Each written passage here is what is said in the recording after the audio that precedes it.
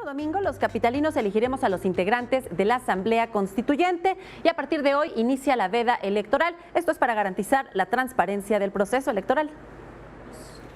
El primer minuto de este jueves inicia el periodo de reflexión, o conocido como veda electoral, menciona el presidente de la Comisión de Vinculación con los Órganos Públicos Locales Electorales, Arturo Sánchez Gutiérrez. La prohibición está destinada a los partidos y los candidatos, no a los medios de comunicación.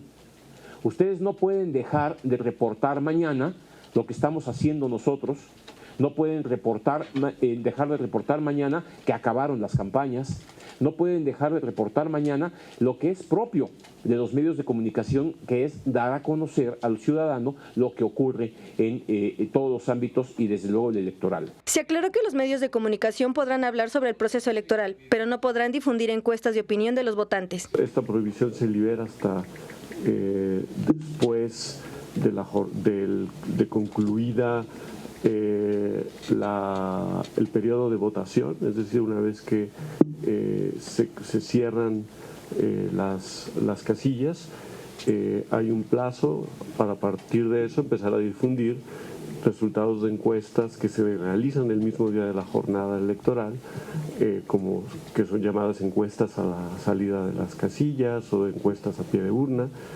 Esas se podrán difundir la noche de la elección. Las autoridades electorales enfatizaron que todo se encuentra listo para que los ciudadanos salgan a emitir su voto este 5 de junio.